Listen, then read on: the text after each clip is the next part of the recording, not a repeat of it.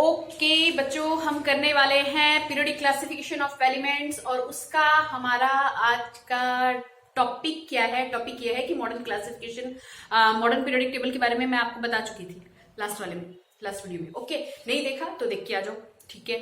अच्छा, इसमें हम क्या करने वाले हैं कि जो ग्रुप और पीरियड्स हम डिस्कस करने वाले हैं उसमें एलिमेंट्स किस तरह से वेरी करते हैं, ठीक है। तो एक टर्म आता है पीरियोडिसिटी, पहले भी बताया था, नहीं बताया था तो डेफिनेशन लिखी हुई है, देख लो। पीरियोडिसिटी का मतलब क्या होता है, एक रेगुलर इंटरवल के बाद एलिमेंट के पहले किसी एलिमेंट के साथ अपनी प्रॉपर्टी को एक जैसा शो कर देता है। समझ रहे हो क्या होगा? The repetition of similar property of element after a regular interval is called periodicity, ठीक है। वेरिएशन सब देखना स्टार्ट करते हैं। बात समझ में आ रही है? यानी कि यहाँ पे कोई एलिमेंट पड़ा हुआ है तो कुछ खास इंटरवल के बाद एक ऐसा एलिमेंट और हमें दिख जाएगा जिसकी प्रॉपर्टी पहले वाले से क्या करती हो, मिलती जुलती हो। इसी को हम क्या बोलते हैं, वो रेगुलर इंटरवल के बाद जो अपनी प्रॉपर्टी शो करने वाले एलिमेंट्स एक ही जगह पे रखे जाते हैं, ठीक है। बात समझ में आ रही है? चलो अब देखते हैं किसमें बात करते हैं, ग्रुप्स एंड पीरियड्स में। बेटा एक वीडियो मैंने बनाया था फ्लो चार्ट, मैंने कहा था पेपर के टाइम पे फटाफट से उसको देखना, बात खत्म हो जाएगी। अब उसी को थोड़ा सा डिटेल में बना रहे हैं। तो देखिए सबसे पहले मैंने क्या लिया था, उसमें वैलेंस इलेक्ट्रॉन। यहाँ पर भी वैसा ही करेंगे, एक दो टॉपिक अगर एक दो पॉइंट अगर आपके आगे पीछे हो जाते हैं तो उसके हिसाब से देख लीजिएगा। बाकी प्रॉपर्टीज तो वही करेंगे जो हमने पिछली वीडियो में किया था। फाइन, चलो स्टार्ट करो, groups and periods. Okay fine, valence electron का क्या होगा भैया? वैलेंस इलेक्ट्रॉन ग्रुप में सेम रहेंगे। ग्रुप का मतलब जब भी मैं कह रही हूं उसका मतलब हम कहां से कहां जा रहे हैं, टॉप से ऊपर से, टॉप टू बॉटम पे हम जा रहे हैं, ठीक है। यानी हम ऐसे चल रहे हैं ऊपर से नीचे की ओर। और पीरियड्स की जब हम बात कर रहे हैं यानी हम कैसे चल रहे हैं, लेफ्ट से राइट पे चल रहे हैं, लेफ्ट टू राइट, ओके, ठीक है, ऐसे चल रहे होंगे। ओके, तो देखो ग्रुप में क्या होता है, ग्रुप में कितने ग्रुप, 18 ग्रुप, राइट। ग्रुप में क्या होता है कि जो वेरिएशन होगा वो कैसे होगा, हर ग्रुप में नंबर ऑफ वैलेंस इलेक्ट्रॉन, अगर पहला ग्रुप है, ग्रुप फर्स्ट है, तो उसके अंदर बाहर वाले शेल में वैलेंस इलेक्ट्रॉन का मतलब कितना है, क्या होता है, electron in outermost shell, ठीक है ना। सबसे बाहर वाले में कितने इलेक्ट्रॉन पड़े हुए हैं, ठीक है। ग्रुप 1 की बात करें, लिथियम से ही स्टार्ट कर दो, टी कैसे लिखोगे, 2 1, बाहर वाले में कितना पड़ गया, 1। ग्रुप कौन सा चल रहा है, फर्स्ट, राइट। फिर उसके बाद सोडियम, चलो ना देखते हैं, 11 2 8 1, बोलो समझ में आया? देन यस, सही समझ रहे हो, कितना, 2 8 8 1। आउटर मोस्ट शेल में कितने इलेक्ट्रॉन जा रहे हैं, 1। ग्रुप कौन सा, 1 है ना, पहला ग्रुप। तो पहले ग्रुप यानी ग्रुप फर्स्ट में देख के ही समझ में आ रहा है कि इसके आउटर मोस्ट शेल में कितने इलेक्ट्रॉन, इसमें जितने भी एलिमेंट्स आएंगी ऊपर से नीचे जाते टाइम सब में नंबर ऑफ इलेक्ट्रॉन क्या रहेगा, सेम। सिमिलरली ग्रुप सेकंड की बात करें, ग्रुप सेकंड की बात करें बच्चों, ग्रुप सेकंड में भी हमारे पास यही होता है, क्या, मैग्नीशियम, इस तरह से चलते हैं कि नहीं चलते। बेरिलियम में कितना, ये देखो 3 आ गया तो इसके बाद कितना आएगा, 4। इंक्रीजिंग एटॉमिक नंबर पे चल रहे हो ना, 4। कैसा कॉन्फ़िगरेशन लिखा जाएगा, 2 2। इसका क्या लिखेंगे, 12 होता है ना, 2 8 2। आउटर मोस्ट शेल में कितने इलेक्ट्रॉन आते चले जाएंगे, 2। यानी ग्रुप 2 है तो आउटर मोस्ट शेल में कितने इलेक्ट्रॉन आते चले जाएंगे, 2 2 2 2 2 2।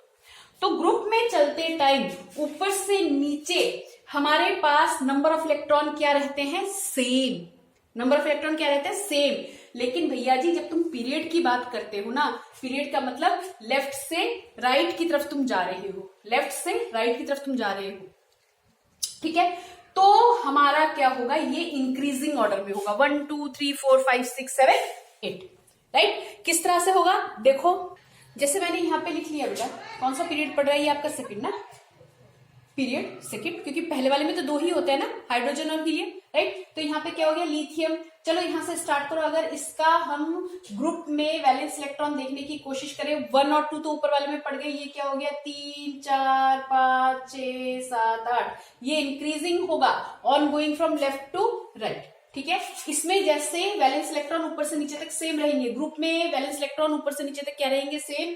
लेकिन पीरियड्स में 1 से लेके 8 तक ये बढ़ते चले जाएंगे। पहले दूसरे को मैंने क्यों नहीं लिखा, क्योंकि वहां पे तुम्हारे पास क्या है, हाइड्रोजन है, हीलियम है, वो 1 और 2 को दिखा रहे हैं, ठीक है। फर्स्ट पीरियड में जो आ रहा है, मैंने पीरियड सेकंड को उठा के बात की है। बात समझ में आ रही है, ठीक है। अब आ जाओ किस पे, वैलेंसी पे। किस पे आ जाते हैं, सेकंड पॉइंट उठा लेते हैं, वैलेंसी। तो वैलेंसी क्या चीज है, बेटा ये होती है कंबाइनिंग कैपेसिटी। कंबाइनिंग कैपेसिटी कि कितने हाइड्रोजन, तुम इसको ऐसे भी बोल सकते हो, कितने हाइड्रोजन के साथ कंबाइन कर सकता है कोई एलिमेंट, कितनी टेंडेंसी है हाइड्रोजन के साथ कंबाइन करने की, या नंबर ऑफ इलेक्ट्रॉन कितने गेन कर सकता है, या नंबर ऑफ इलेक्ट्रॉन कितने लूज कर सकता है, उसको हम क्या बोलते हैं, वैलेंसी बोल सकते हैं। क्या बोल सकते हैं, वैलेंसी। समझ रहे हो? अच्छा, अब ग्रुप की बात समझिए, ग्रुप की बात समझिए कि ग्रुप में वैलेंसी क्या रहेगी, सेम, ऊपर से नीचे जाते हुए, ऊपर से नीचे जाते हुए क्या रहेगी, वैलेंसी क्या रहेगी, सेम। वही तो बोला, कितने इलेक्ट्रॉन छोड़ सकता है, कितने इलेक्ट्रॉन गेन कर सकता है। बात समझ में आ रही है? वैलेंसी क्या रहेगी, सेम, ऊपर से नीचे आते हुए। वैलेंस इलेक्ट्रॉन भी क्या रहेगा, सेम, ऊपर से नीचे आते हुए। फ्लो चार्ट में बताया हुआ है ये सारा, ठीक है, ओके। लेकिन पीरियड्स का क्या केस होगा, पीरियड्स में क्योंकि ऐसे 8 तक ये वैलेंस इलेक्ट्रॉन बढ़ रहा है, लेकिन वैलेंसी का क्या होगा, 1 2 3 4 तक तो बढ़ेगा। उसके बाद ये 5 से लेके 8 तक वालों में क्या करोगे बच्चे, क्या करोगे? वैसे 8वें को काउंट नहीं करते क्योंकि 8 - 8 0, तो इसको तो हम इसको उठा के अलग कर देंगे। 5 से लेके 7 वालों में क्या करोगे, 8 - 5, 8 - 6, 8 - 7। समझ में आ रही है बात? कितना हो गया, 3, यहाँ पे कितना हो गया, 2, यहाँ पे कितना हो गया, 1, यानी कि इसका हो जाएगा वैलेंसी 3, यहाँ पे 2, यहाँ पे कितना 1, और ये किसमें कितना आ जाएगा, 0। बोलो बात समझ में आ रही है? वैलेंसी कैसे चलेगा, वैलेंसी पीरियड में पहले बढ़ेगा फिर घटेगा। क्यों? क्योंकि यहां तक तो 4 तक तो वो सेम ही रह गया, ठीक है। उसके बाद क्या हुआ, 5, अब इसके आउटर मोस्ट शेल में कितने पड़ रहे हैं, 5, फाइन। तो ये क्या करेगा, 5 इलेक्ट्रॉन छोड़ेगा नहीं, ये कंबाइन करने का सोचेगा, भैया कितना और मिल जाए कि भैया ये अपना ऑक्टेट क्या कर सके, ये अपना और जो अपना कक्ष है ना, उसे क्या कर सके, कंप्लीट कर सके। बात समझ में आ रही है? बात समझ में आ रही है? 5 है, ये अपने 5 इलेक्ट्रॉन क्यों छोड़ देगा, क्यों छोड़ेगा, ये कहेगा भैया 3 इलेक्ट्रॉन कहीं और से मिल जाए मुझे, तो मेरे को कितने मिल जाएंगे, 5 और 3 8, 6 और 2 8, 7 और 1 8। बोलो वैलेंसी की बात समझ में आई? वैलेंसी पहले बढ़ेगा फिर घटेगा, कहां पे, ग्रुप में, ओके।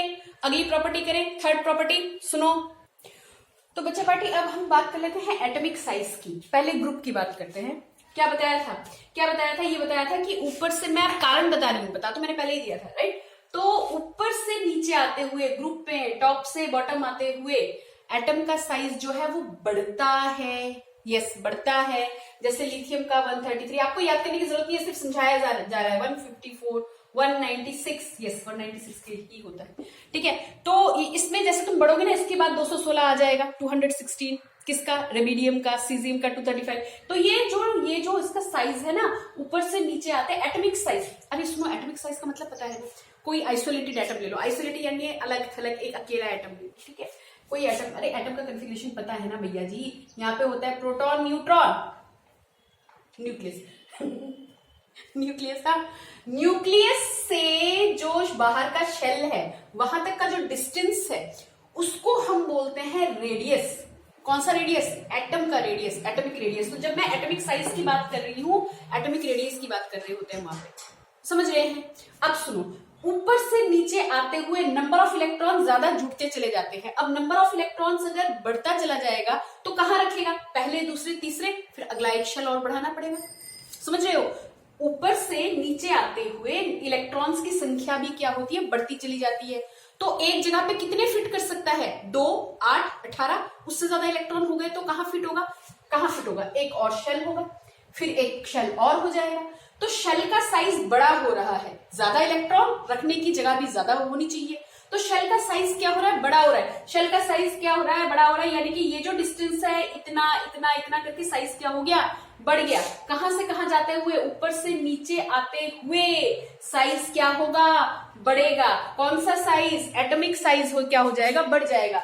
लेकिन भैया जी अगर आप यहां से यहां चल रहे हो, पीरियड में लेफ्ट से राइट चल रहे हो, तो एटम का साइज क्या कर जाएगा, एटम का साइज डिक्रीज कर जाएगा। क्या कर जाएगा बच्चे, डिक्रीज कर जाएगा। क्यों कर जाएगा, क्योंकि जैसे जैसे इलेक्ट्रॉन बढ़ रहे हैं, नंबर ऑफ प्रोटॉन भी बढ़ रहे हैं।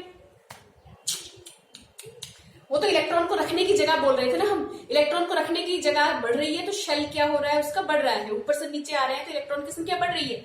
लेकिन जब हम इधर जा रहे हैं, डिक्रीज हो रही है साइज, पीरियड में ऐसे जब हम जा रहे हैं तो एटॉमिक साइज क्या हो रहा है, डिक्रीज हो रहा है। क्योंकि इधर जाते टाइम हमें क्या पता चल रहा है कि नंबर ऑफ प्रोटॉन क्या हो रहा है, बढ़ रहा है। नंबर ऑफ प्रोटॉन बढ़ने का मतलब यानी कि इस पे पॉजिटिव चार्ज भी क्या हो रहा है, बढ़ रहा है। अगर पॉजिटिव चार्ज बढ़ेगा तो ये बाहर के इलेक्ट्रॉन को खींचेगा। कौन सा फोर्स लगता है, इलेक्ट्रोस्टैटिक फोर्स लगता है। हाँ, ये भी 1 मार्क क्वेश्चन में आ सकता है ना। ये भी क्वेश्चन आपका बनता है कि भाई अंदर ये यहाँ पे पड़ा है पॉजिटिव चार्ज और बाहर इलेक्ट्रॉन घूम रहे हैं जिनपे क्या है, नेगेटिव चार्ज। तो आपस में कौन सा फोर्स लग रहा होगा, इलेक्ट्रोस्टैटिक फोर्स लग रहा होगा, है ना। इलेक्ट्रोस्टैटिक फोर्स लगता है, ठीक है, ओके। तो यहाँ पे अगर पॉजिटिव चार्ज ज्यादा है तो बाहर के इलेक्ट्रॉन्स को वो अपनी तरफ खींचेगा तो साइज क्या कर जाएगा, छोटा हो जाएगा, ठीक है। तो समझ में आ गई बात, कारण समझ में आ गया। On going in a period from left to right size of the atom gets decreases. Size of atom क्या हो रहा है, डिक्रीज हो रहा है। क्यों, क्योंकि बिकॉज करके कर देना, because number of proton increases, है ना, इंक्रीज करेगा तो इलेक्ट्रोस्टैटिक फोर्स जो है, जो इनके बीच में लगने वाला जो फोर्स है, दैट गेट इंक्रीजेस, वो भी क्या करेगा, इंक्रीज करेगा। और इंक्रीज करेगा तो साइज गेट डिक्रीजेस। अरे बाहर वो पड़ा, मैं यूं खींच रही हूं तो साइज ऐसे छोटा नहीं हो गया। साइज कैसे, साइज एटॉमिक साइज डिक्रीजेस। बोलो बात समझ में आई, यस और नो। अब चौथी प्रॉपर्टी करें। पूछोगे कैसे, देखो ना मैं बता देती हूँ, याद करने की जरूरत नहीं है। इस तरह से देखो ये 133 वहां पे भी दिखाया था, फिर 89, 82, इस तरह से हमारे पास क्या हो जाएगी, 79, ठीक है। इस तरह से देखो साइज कैसा हो रहा है हमारा, धीरे धीरे क्या हो रहा है, डिक्रीज कर रहा है, राइट। साइज क्या हो रहा है हमारे पास, डिक्रीज हो रहा है। समझ में आ रही है बात, ठीक है। ओके, अच्छा शायद मैंने यहाँ पे, मेरे को ये ठीक ध्यान नहीं है, तो ये शायद 77 है, एक बार करेक्ट कर लेना बेटा। ये 77, ये 75 ऐसे, ओके, ठीक है। बस समझ में आ रही है, हाँ इतना ही है मेरे ख्याल से, दो का बिल्कुल ध्यान आ गया। चलिए, ओके, साइज क्या कर रहा है, डिक्रीज कर रहा है। अगली प्रॉपर्टी करें, एटॉमिक साइज हो गया। अब आ जाओ मेटेलिक कैरेक्टर पे। क्या समझ में आ रहा है मेटेलिक कैरेक्टर का? मेटेलिक कैरेक्टर का मतलब यह है कि मेटेलिक कैरेक्टर यानी मेटल वाला कैरेक्टर, है ना, ठीक है ना। और मेटल्स की बेसिक कैरेक्टर क्या होता है बच्चों? मेटल का बेसिक कैरेक्टर होता है कि कितनी आसानी से इलेक्ट्रॉन को लूज करेगा, क्योंकि electrons are responsible for transferring heat, electricity, है ना। तो जितने इलेक्ट्रॉन आसानी से निकल जाएंगे या जितने इलेक्ट्रॉन आसानी से अवेलेबल हो जाएंगे, वो मेटेलिक कैरेक्टर, उसका कैरेक्टर सबसे बढ़िया, ठीक, दानवीर जो होगा, राइट। तो बच्चा पार्टी जब ऊपर से नीचे आते हैं, यानी ग्रुप में जब ऊपर से नीचे आते हैं, तो मैंने कहा कि जो हमारा साइज है, एटम का साइज जो है वो क्या होता है, बड़ा होता जाता है। ध्यान दो, ये न्यूक्लियस, ये साइज क्या होता जा रहा है, बड़ा होता जा रहा है। एक एक करके हमारे पास यहाँ पे साइज क्या हो रहा है, इसका धीरे धीरे बड़ा हो रहा है, बताया था। तो जो बाहर जो इलेक्ट्रॉन पड़ा हुआ है, उसका अंदर वाले न्यूक्लियस के साथ उतना स्ट्रॉन्ग होल्ड नहीं होगा, यानी बाहर वाले इलेक्ट्रॉन आसानी से छोड़े जा सकते हैं। अच्छा एक चीज और सुनो, मेटेलिक कैरेक्टर को ना हम इलेक्ट्रोपॉजिटिविटी भी बोलते हैं। क्या बोलते हैं? Electropositivity of atom. Metallic character को हम याद रख लो, इलेक्ट्रोपॉजिटिविटी ऑफ एटम भी बोलते हैं। और नॉन मेटेलिक कैरेक्टर को हम इलेक्ट्रोनेगेटिविटी भी बोलते हैं। इलेक्ट्रोनिगेटिविटी क्या होता है?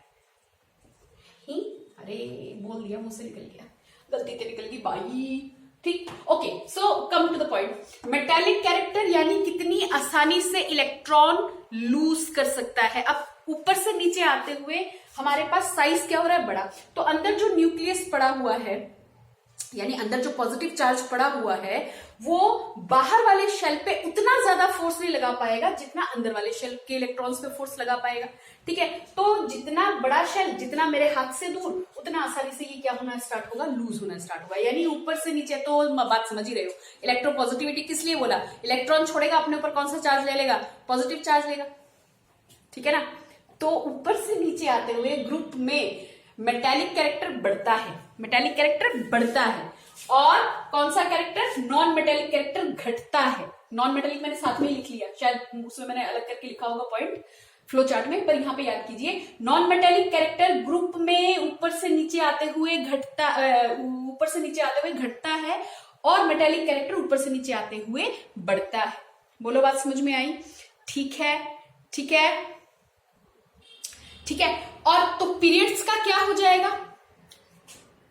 पहले ये बताओ, ये समझ में आया? समझ में आया? तो किसी भी ग्रुप में ऊपर वाला एलिमेंट जो है वो कम मेटेलिक होगा और नीचे जैसे जैसे आओगे वो ज्यादा मेटेलिक होगा। कैरेक्टर में ऊपर वाला लीस्ट मेटेलिक होगा किसी भी ग्रुप में, है ना? ओके, तो ग्रुप में ऊपर वाला लीस्ट मेटेलिक होगा, नीचे वाला मोस्ट मेटेलिक कैरेक्टर होगा। ठीक है, समझ में आई बात?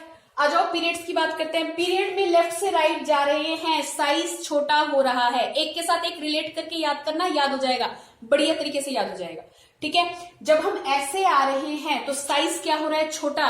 तो मेटेलिक कैरेक्टर बढ़ना चाहिए कि घटना चाहिए? अब वो चीज, अब इलेक्ट्रॉन मेरे हाथ के पास है तो मैं उसको फोर्स ज्यादा लगाऊंगी, तो यानी बाहर वाले शेल से इलेक्ट्रॉन निकलना उतनी आसानी से संभव नहीं हो पाएगा। बिल्कुल सीधी बात समझा रहे हैं बच्चे, ठीक है ना? इलेक्ट्रॉन अगर नहीं छोड़ेगा, इलेक्ट्रॉन है पर इलेक्ट्रॉन नहीं छूट पा रहे, अंदर फोर्स ज्यादा लग रहा है उसको, तो क्या होगा? कौन सा कैरेक्टर ज्यादा होगा?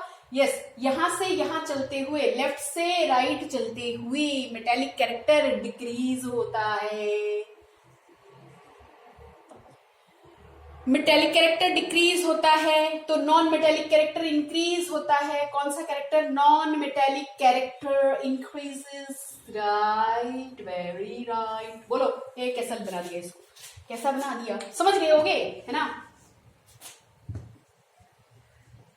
बच्चे? बात समझ में? ठीक है, याद रहेगा। एक याद करो, दूसरे को उससे उल्टा कर देना। एक याद रखो, दूसरे को उससे उल्टा कर देना। ट्रिक बता रहे हैं करने का, ठीक है? अच्छा जी, अगला कौन सा है? अगला है हमारा केमिकल रिएक्शन, रिएक्टिविटी जिसे हम बोलते हैं, केमिकल रिएक्शन या रिएक्टिविटी। अब तो समझ में आ ही गया होगा।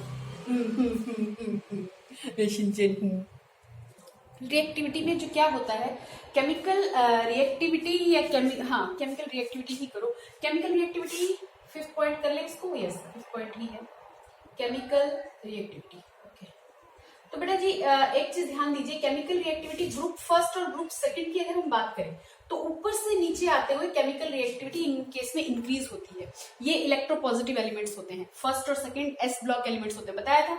ठीक है, ग्रुप फर्स्ट और ग्रुप सेकंड में ऊपर से नीचे आते हुए मेटेलिक कैरेक्टर भी बढ़ता है और केमिकल रिएक्टिविटी भी बढ़ती है। केमिकल रिएक्टिविटी का मतलब क्या?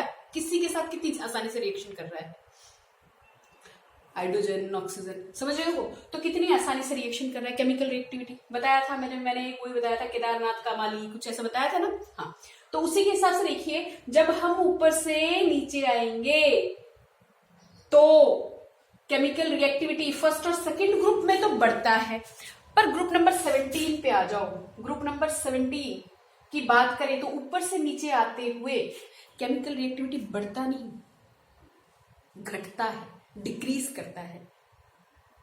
यस, क्योंकि ये इलेक्ट्रोनेगेटिव कैरेक्टर को शो करते हैं, इलेक्ट्रोनेगेटिव कैरेक्टर को शो करते हैं, इसलिए इस केस में क्या होता है? डिक्रीज होता है। समझे? ओके, इतनी बात समझ में आ रही है? नहीं समझे? अरे देखो ना, ग्रुप नंबर 17 है बच्चे। Group number 17 outermost shell में कितने इलेक्ट्रॉन पड़ रहे हैं? ठीक है, तो इसके इलेक्ट्रॉन गेन करने की टेंडेंसी क्या हो रही है? कम हो रही है। इलेक्ट्रॉन गेन करने की टेंडेंसी कितना चाहिए इसको? 8 - 7, ऐसे ही तो निकालते हैं। देखो ना, 15, 16, 17 ग्रुप में जो होता है ना, वहां पे वैलेंसी हम कैसे निकालते हैं? वहां पे आउटर मोस्ट में देखो 5 है ना, क्या हो गया? 8 - 5 3, बताया था अभी। 8 - 6 2, 8 - 7 1। तो इस वाले में कितने इलेक्ट्रॉन चाहिए इसको? कितने? 1 इलेक्ट्रॉन चाहिए। इलेक्ट्रॉन गेन करने की टेंडेंसी क्या हो गई? कम। इलेक्ट्रॉन गेन करने की टेंडेंसी क्या हो गई? कम। बस हो गई बात खत्म यहाँ पे। तो समझ में आ रहा है? इलेक्ट्रोनेगेटिव कैरेक्टर को शो करते हैं, इसलिए केमिकल रिएक्टिविटी डिक्रीज करता है इन केस ऑफ हेलोजेंस। लेकिन पीरियड के केस में क्या होता है कि रिएक्टिविटी, केमिकल रिएक्टिविटी जो होती है वो पहले क्या करती है? डिक्रीज करती है। भैया यहां से यहां केमिकल रिएक्टिविटी क्या करती है? डिक्रीज करती है। लेकिन उसके बाद उठा के इसको रखो, इसके बाद रिएक्टिविटी फिर क्या कर जाती है? इंक्रीज कर जाती है। ऐसा क्यों? ऐसा इसलिए, सुनो समझो, हम केमिकल रिएक्टिविटी की बात कर रहे हैं, number of electron, available number of electron के साथ रिएक्शन। ओके, तो सोडियम के केस में देखो कॉन्फ़िगरेशन हम लिखेंगे 2 8 1, राइट? मैग्नीशियम का करो, इसके आउटर मोस्ट में कितना पड़ेगा? 2, इसमें कितना पड़ेगा? 3, और यहाँ कितना पड़ेगा? 4। अरे भैया वैलेंसी तो ऐसे ही लिखवाई थी ना, ठीक है? यहाँ पे कितना हो गया? यहाँ पे कितना हो गया? फास्फोरस में 3 2 1। सुनो ध्यान से, सुनो ध्यान से बेटा जी, जब हम यहाँ पे लिख रहे हैं तो एक इलेक्ट्रॉन आउटर मोस्ट शेल में तो आसानी से इलेक्ट्रॉन छोड़ देगा, 2 इलेक्ट्रॉन। अब देखिए सोडियम की अगर हम बात करें और वाटर के साथ रिएक्शन करवाए तो इतना तेजी से वाटर के साथ रिएक्शन करता है, ठंडे पानी में भी रिएक्शन कर जाता है। अरे एटमॉस्फेयर से भी वाटर कैच करके रिएक्शन हो जाता है, आग लग जाती है, ठीक है सोडियम। लेकिन मैग्नीशियम के केस में वाटर के साथ रिएक्ट करवाओगे तो वो धीरे मतलब उसको हीट करने पर ही रिएक्ट करता है, राइट। मैग्नीशियम के केस में आउटर मोस्ट शेल में कितने इलेक्ट्रॉन है, 2। तो उसके बाद 3 और 4 इलेक्ट्रॉन, ये तो सबसे मतलब इसमें लीस्ट रिएक्टिव कहलाएगा। अगर ये वाली थर्ड पीरियड हम समझते हैं ना, तो this is least reactive. Okay, ये कौन सा है, लीस्ट रिएक्टिव मिलेगा, सिलिकॉन। फिर उसके बाद से जाके समझ में आया ना, देखो इसमें 1 और 2 इलेक्ट्रॉन है, आसानी से छोड़ेंगे, 3 और 4 इलेक्ट्रॉन आसानी से छोड़ना नहीं चाहेगा, ठीक है, तो कम रिएक्टिव होंगे। चौथे वाले में तो बिल्कुल लीस्ट रिएक्टिव हो जाएगा। इसके बाद देखो 3, 2, 1, कौन सा सबसे ज्यादा बहुत आसानी से इलेक्ट्रॉन गेन करेगा। एक इलेक्ट्रॉन को गेन करना आसान होगा, किसके मुकाबले, दूसरे और तीसरे के मुकाबले। यहाँ पे तो ये हमारी 3, 2, 1 वैलेंसी आ रही है ना। बोलो बच्चे बात समझ में आई, ठीक है। पहले इंक्रीज होगा, उसके बाद पहले डिक्रीज होगा केमिकल रिएक्टिविटी, फिर क्या होगा, इंक्रीज होगा। कारण मैंने आपको बता दिया, ठीक है, करके रखिएगा बेटा इतना। Okay bye.